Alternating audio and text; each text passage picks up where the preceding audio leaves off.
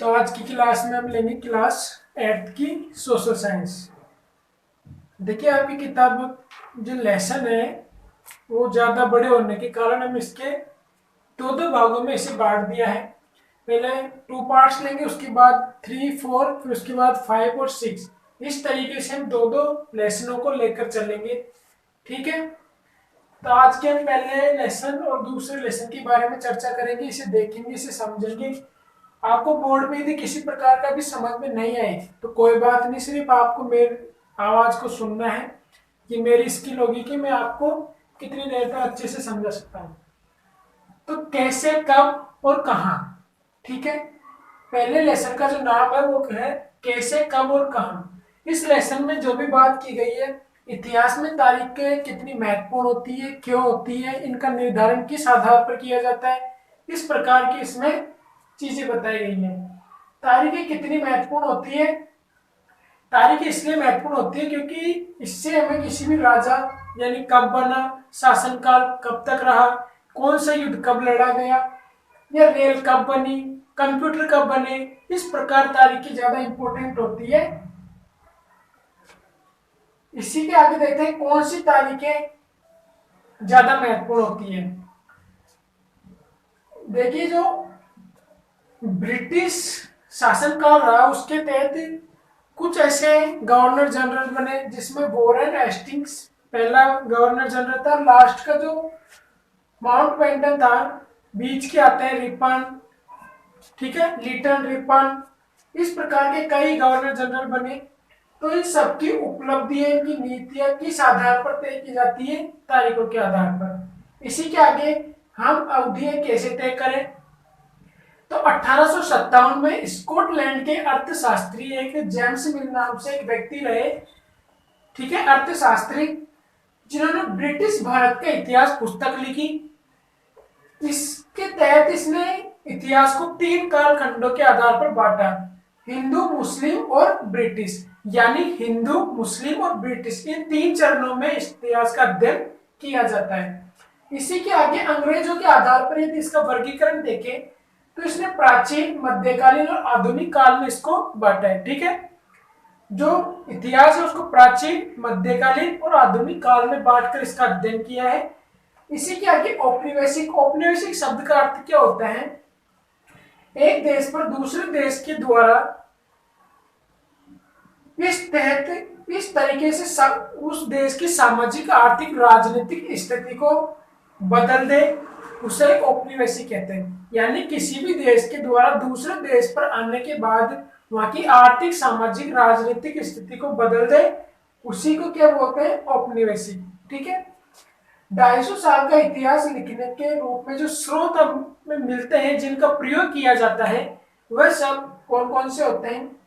प्रशासन अभिलेख के रूप में यदि देखें तो तमाम जितने भी दस्तावेज होते हैं, पत्र होते हैं, शासकीय संस्थान होती है, संस्थाओं में यह अभिलेख कक्ष बनाए जाते हैं जिनमें संपूर्ण अभिलेखों को सुरक्षित रूप से रखा जाता है। तहसील दफ्तर, सचिवालय और संग्रहालय अलग अलग रूप में, अलग अलग रूपों में इनका निर्माण किया गया है ताकि अलग अलग स्थिति में इनका रखरखाव हो सके या समझ सके। इसी के आगे सर्वेक्षण का महत्व क्यों होता है? सर्वेक्षण का महत्व क्यों होता है? क्योंकि सर्वेक्षण के द्वारा किसी देश के नक्शे को तैयार किया जाता है, उसकी भौगोलिक, प्राकृतिक स्थिति को देखकर उसमें एक नक्शा तैयार किया जाता है। इसी के आगे जो शासन व्यवस्था को सही रूप से चलाने का जो ढंग प्राप्त होता है, जो तरीका हमें मिलता है, वो सर्वेक्षण के माध्यम से ही मिलता है। यानी नई नई खोज करेंगे तो हमें किसी देश के बारे में जानकारी प्राप्त होगी, और किसी देश के बारे में जानकारी प्राप्त होगी तो वहां की हमें राजनीतिक, सामाजिक, आर्थिक, सांस्कृतिक गतिविधियों के बारे में पता लगेगा, और इससे हम किसी भी देश की शासन व्यवस्था को सुव्यवस्थित तरीके से चला सकते हैं। इसी के आगे सर्वेक्षण के तहत हम राजस्व सर्वेक्षण करते हैं, यह धरती, जो मिट्टी की गुणवत्ता को देखते हैं, पौधे, जीव जंतुओं के बारे में सर्वेक्षण किया जाता है। इसी के आगे अधिकृत रिकॉर्ड क्या पता नहीं चलता। अधिकृत रिकॉर्ड वो होते हैं जो किसी निजी कंपनी के तहत या निजी संस्था के तहत अधिकृत किए जाते हैं। इसमें क्या, किसी भी व्यक्ति की रुचि, लोगों के भाव, अनुभव, विचार आदि का पता नहीं लगता। शब्द से ही पता लग रहा है अधिकृत, यानी किसी विशेष के अधीन। इसी के आगे दूसरे लेसन का नाम है व्यापार से साम्राज्य तक कंपनी की सत्ता स्थापित कैसे हुई। जो ट्रेड है वो कंपनी की सत्ता स्थापित किस प्रकार हुई, व्यापार से कंपनी की सत्ता किस प्रकार विकसित हुई, ये किस प्रकार स्थापित हुई। तो जब भारत, जो इंग्लैंड वासी थे, जो अंग्रेज थे, जब भारत आए तो उस समय जो दिल्ली सल्तनत के मुख्य राजा थे, जो मुगल शासक के अंतिम राजा के रूप में जानते हैं औरंगजेब, उसके शासनकाल में ये बंगाल प्रांत, जो बंगाल वाले हिस्से में है, वहां पर सर्वप्रथम ये लोग आए अंग्रेज।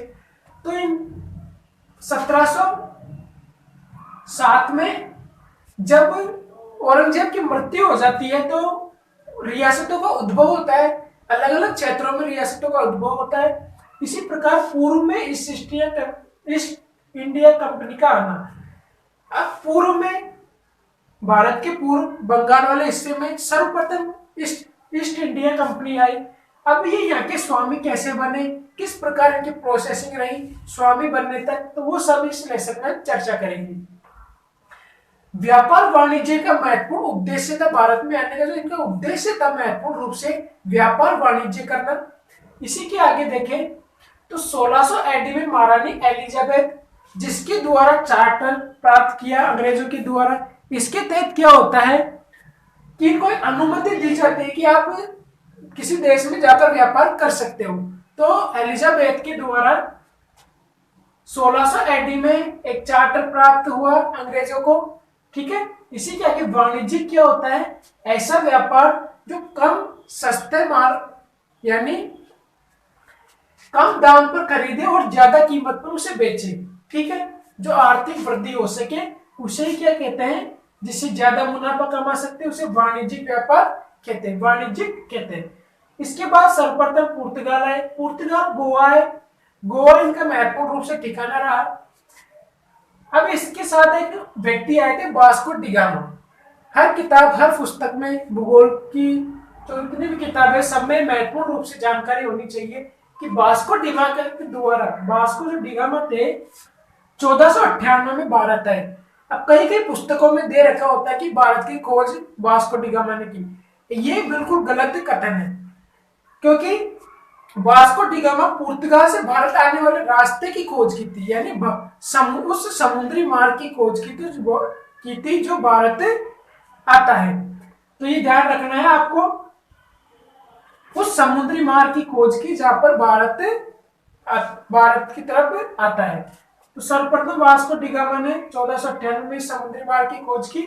इसके बाद डच आए, फ्रांसीसी है। फ्रांसीसी मुख्य रूप से जो बंगाल के नवाब थे उनके महत्वपूर्ण रूप से जो मराठा थे इनके शरण में ज्यादा रूप से रहे हैं। इसके बाद फ्रांसीसी के बाद अंग्रेज आए। अंग्रेज भारत में किस मकसद से आए थे, भारत में सूती, रेशम, जितने भी दालचीनी मसाले जितने भी होते थे उसको भारत से निर्यात करके, ठीक है, यूरोप वाले देशों में बेचना इनका क्या था, महत्वपूर्ण उद्देश्य था। इसके बाद धीरे धीरे व्यापार और राजनीति में इनको अलग अलग करना इनको कठिन होता गया, तो धीरे धीरे दोनों इन्होंने मिक्स कर दिया। ईस्ट इंडिया कंपनी बंगाल में व्यापार की शुरुआत कैसे हुई? ईस्ट इंडिया कंपनी ने सर्वप्रथम बंगाल वाले हिस्से में अपनी फैक्ट्री खोली 1651 में, जो हुगली नदी के किनारे पर स्थित है। 1696 में किला बनना और मुगलों के द्वारा रिश्वत देकर, यानी मुगलों को रिश्वत देकर इन्होंने क्या किया, एक किला बनाया। 3 राज्यों को प्राप्त करके इन्होंने किला बनाया, ठीक है, 3 गांव को। इसके बाद औरंगजेब को मनाया कि वो कर मुक्त कर दे, यानी हमारे जितने भी टैक्स लगे हुए हैं उन सबको हटा दे। तो औरंगजेब के द्वारा ये कार्य भी कर दिया गया, उनको कर मुक्त कर दिया गया। एक फरमान जारी किया गया कि ईस्ट इंडिया कंपनी को व्यापार स्वतंत्र रूप से करने दिया जाए और इसे किसी प्रकार का टैक्स वसूल नहीं किया जाए। लेकिन इन्हीं के अंदर में, जो अंग्रेजों के अंदर में कुछ ऐसे गवर्नर जनरल थे, ऐसे कुछ लोग थे जो निजी तौर पर व्यापार करते थे, वो भी कर देने से मना कर दिया। इससे क्या है, बंगाल वाले हिस्से में राजस्व उगाही कम हो गई और इसके प्रति इसके ही कारण मुर्शिद कुली खान जो बंगाल का नवाब था उसने विरोध जारी किया। इसके बाद अलीवर्दी खान आया और सिराजुद्दौला आया। अलीवर्दी खान की मृत्यु के बाद सिराजुद्दौला ने इसका विरोध किया।